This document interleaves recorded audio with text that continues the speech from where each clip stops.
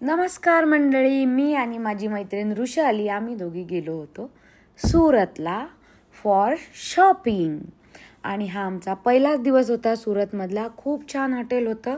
तसं मी रोज ब्रेकफास्ट करत नाही, पण ऐकता ब्रेकफास्ट जर कोणी दिला तर मी सोडत नाही.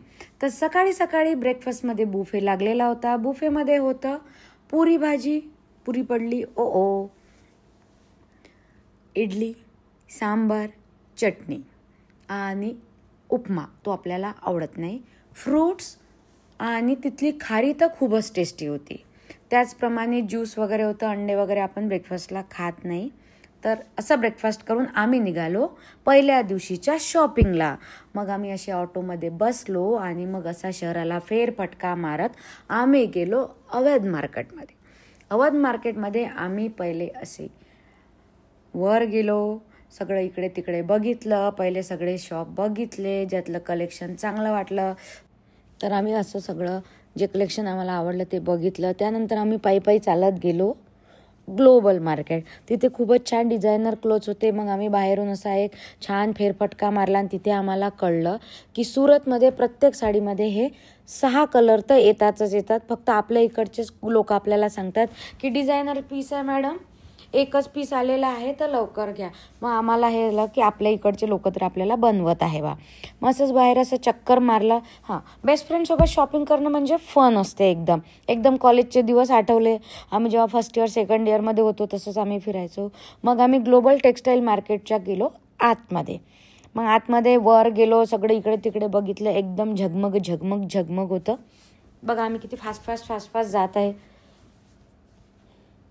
आणि मग असं सगळीकडे बघत होतो. दोघीच मैत्रिणी. अशी मजा येत होती पण सगळं बघायला. आणि माणसं नसले की शॉपिंग करायला जरा बायकांना मजाच येते. इथे आम्ही बघितलं की इतके नवीन ब्रँड. अरे हे ब्रँड तर आपण ऑनलाईन बघितलेच होते. खूप सुंदर कलरफुल कलेक्शन.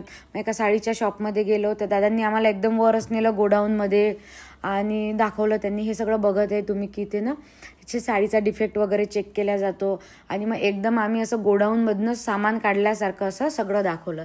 ते अंकल पण आम्हाला ऑनलाईन त्यांच्या दुसऱ्या गोडाऊनचं हे दाखवत होते. मग असं करत आम्ही सगळी शॉपिंग केली आणि आम्ही मार्केटच्या बाहेर निघालो. मग बाहेर असं दिलं त्या काकांना गेट पास वगैरे दिली. गेट पास दिल्याशिवाय कोणीच तुम्हाला एंट्री देत नाही. मग आम्हाला लागली होती भूक. मग आम्ही जरा मम्मसाठी एका ठिकाणी गेलो आणि मग आम्ही काहीतरी शेव भाजी आणि पोळी जेवलो.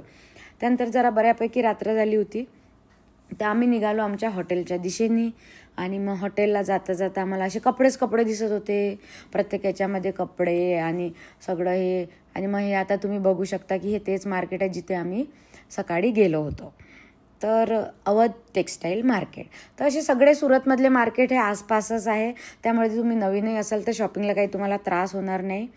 अवध मार्केटमध्ये मग आम्ही आत गेलो आणि मग आम्ही बघितलं की 8 वाजताच मार्केट बंद झालं आहे आणि त्यांचं होलसेलचं काम चालू झालेलं आहे. ते खूप पार्सल पाठवत होते. आणि बस मग हा लेहंगा आम्हाला सकाळी आवडला होता. तो आम्ही बघून इकडे तिकडे चक्कर मारला.